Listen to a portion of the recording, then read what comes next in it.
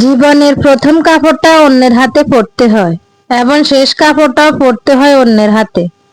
তাহলে এই পৃথিবীতে মানুষ কিসের এত অহংকার করে বুঝি না বাবা। আসসালামু আলাইকুম, সবাই কেমন আছেন?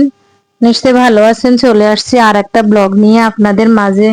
তো এদিকে সকালবেলা নাস্তা রাস্তা খেয়ে আপনাদের ভাইয়াকে কাজে লাগাই দিয়েছি। আজকে শুক্রবার, এটা শুক্রবার ভিডিও ছাড়তে একটু দেরি হয়ে গেছে। তো এই যে ড্রয়িং রুমের ফ্যানটা আগে ক্লিন করে দিয়েছে, অনেক সুন্দর হয়ে গেছে। তারপরে আসছে বেডরুমে ফ্যানগুলা ক্লিন করতে। ফ্যানগুলো অনেক ময়লা হয়েছে, ওই যে রোজার মধ্যে পরিষ্কার করা হয়েছে আপনার ঈদের 2 দিন আগে, আর করা হয়নি, আর আজকে করা হয়েছে, মানে শুক্রবারে করা হয়েছে। ফ্যানগুলো পরিষ্কার করার পর মনটাও অনেক শান্তি হয়ে গেছে। ঘরের কোনো কিছু নোংরা থাকলে না অনেক খারাপ লাগে, মনে হয় যে কখন পরিষ্কার করব পরিষ্কার করব, পরিষ্কার না করা পর্যন্ত আমার শান্তি হয় না। তো এদিকে ফ্যান পরিষ্কার করার পর নিচে তো অনেক ময়লা পড়ছে, এগুলো ঝাড়ু দিয়ে নিয়েছি। বুয়ার আশা করলে তার লাভ হবে না, ও আসতে আসতে প্রায় 12টা 12:30 বাজে। এদিকে তো আমার ছেলে মেয়েরা এগুলো সব পাড়ায় খাটের উপরে তুলবে, তাই আমি ঝাড়ু দিয়ে নিয়েছি। তার এদিকে একটা লেয়ার মুরগি আনা হয়েছে, লেয়ার মুরগিটা আমি এখন একটু চুলে পুড়ে নিতেছি। এটার গায়ে মানুষের মাথার পাকা চুলের মতো পশম থাকে, এগুলা দেখা যায় না, এগুলা পুড়ে নিতে হয়। তো আমি মুরগিটা পরিষ্কার করে আমি কাটতে আসছি। কাটতে এসে দেখি যে আমার বটিতে ধার নেই, তো বটিতে একটু ধার দিয়ে নিয়েছি। তারপর মুরগিটা কাটতে আসলাম। লেয়ার মুরগিটা কাটতে যে অনেক কষ্ট, অনেক শক্ত, তার মধ্যে তেলে ভরা, ধরা যায় না, ফিসলা খেয়ে হাত ফিসলা খেয়ে চলে যায়। তো যাই হোক, অনেক কষ্ট করে মুরগিটা কেটে নিয়েছি। ভাবছি খালার হাতে এটা কাটাবো, কিন্তু খালা আসতে আসতে প্রায় 12টা 12:30 বাজবে। এই ফাঁকে মুরগি আমার রান্নাও হয়ে যাবে।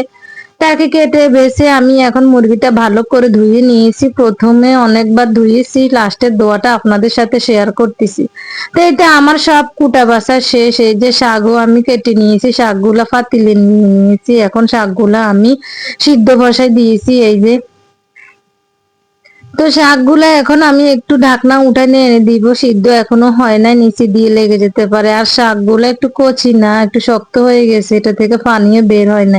তো শাকগুলা ওইদিকে সিদ্ধ থাকে, এদিকে আমি মুরগিটা রান্না বসাই দিব। মুরগিটা আজকে প্রেসার কুকারে রান্না করব, যেহেতু লেয়ার মুরগি, এটা মাংস থেকেও শক্ত, গরুর মাংস থেকে আর কি শক্ত। তো এটা প্রেসার কুকারেই দিব, না হলে অনেক সময় লাগবে রান্না করতে। আজকে এমনি দেরি হয়ে গেছে।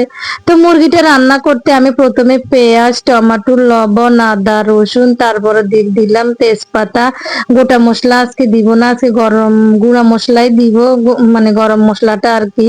তারপরে দিলাম আমি হলুদের গুঁড়া, মরিচের গুঁড়া, জিরার গুঁড়া, ধনিয়ার গুঁড়া, তারপর গুঁড়া গরম মশলা দিয়ে এখন আমি দিয়ে দিব সরিষার তেল।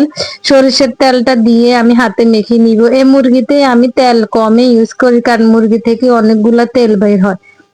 তো আর কি, এখন আমি ভালো করে হাতে এটা মেখে নিব। মেখে তারপর আমি ঢাকা দিয়ে অল্প আছে এটা রান্না করে নিব। একটু ভালো করে এটা কষিয়ে কষিয়ে রান্না করব। এদিকে আমার শাকটাও প্রায় সিদ্ধ হয়ে গেছে। এখন এই শাকটা আমি এখন একটা বাটিতে তুলে নিব। বাটিতে তুলে এই কড়াইতে একটু তেল নিয়ে আমি 2টা শুকনা মরিচ এখানে ভেজে নিব।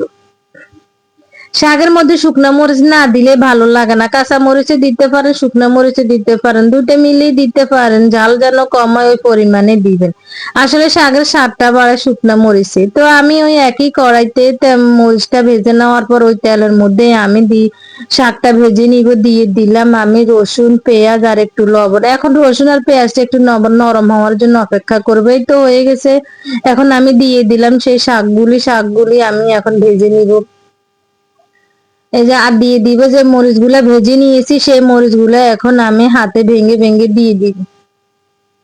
অনেকে আছে শুকনো মরিচ খায় না, বলেন যে শরীরের ক্ষতি করে। আপনি প্রত্যেক দিন খেলে তো যে কোনো দিনই শরীরের ক্ষতি হবে। আপনি মাসে একবার, 15 দিনে একবার, সপ্তাহে একবার খেলে আপনার কিছুই হয় না।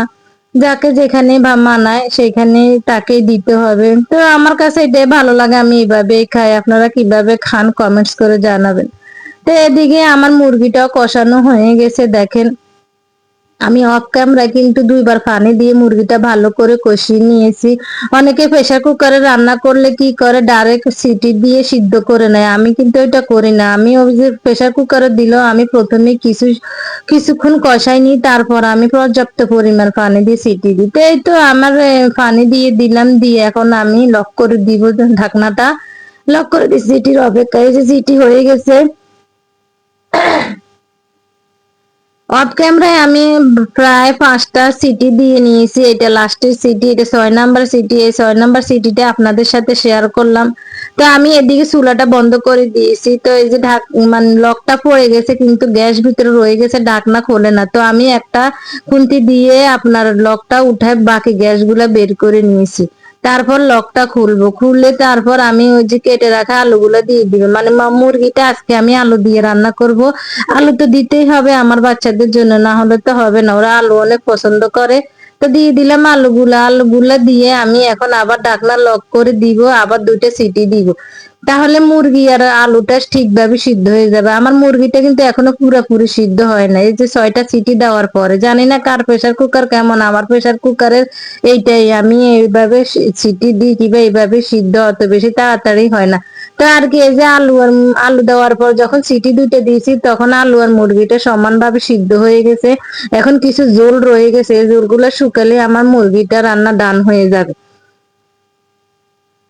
তো আর কি, এদিকে দেখেন আমার মুরগিটা রান্না হয়ে গেছে, চুলার জালটা বন্ধ করে দিয়েছি। তো আর আজকের ভিডিও এখান পর্যন্ত। সবাই ভালো থাকবেন, সুস্থ থাকবেন, লাইক করবেন, কমেন্ট করবেন, শেয়ার করবেন। সবাইকে আল্লাহ হাফেজ।